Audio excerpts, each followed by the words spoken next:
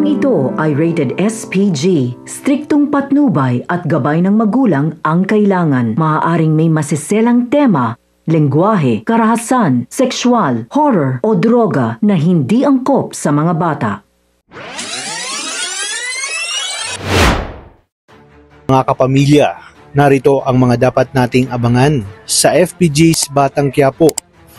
Mapapansin pa rin sa mukha ni Tanggol ang panghihinayang dahil sa pagkawala ni Tisay, dahil masyado pa umano itong bata at kung hindi sila nito kinalaban ay sana'y nakasama pa nila ito sa kanilang grupo.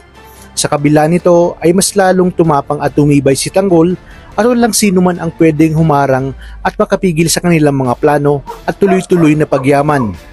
Dahil sino mang humarang sa kanila ay magigiba sa kabilang banda.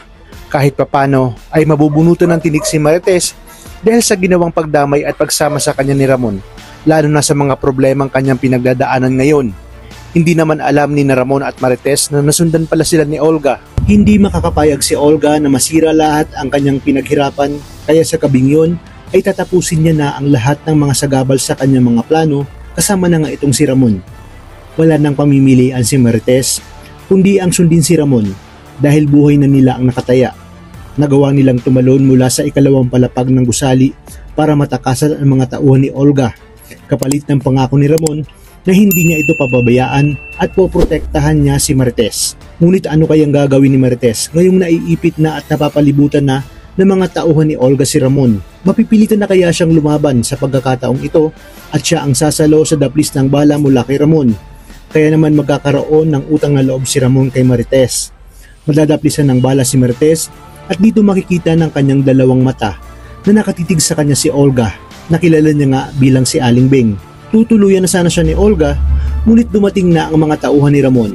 Sa paglipas ng mga araw ay sasabihin ni Marites kay Ramon na nakita niya si Beng na kanyang kaibigan at nagtataka nga siya at kinukutuban na baka ito din ang may gawa ng pananaksak sa kanya dati na nagdangka sa kanyang buhay.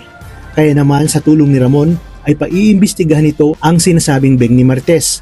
Dito na kaya mabibisto ang pagpapanggap ni Olga na siyang tatapos sa kanyang mga plano at madadamay na nga itong si David.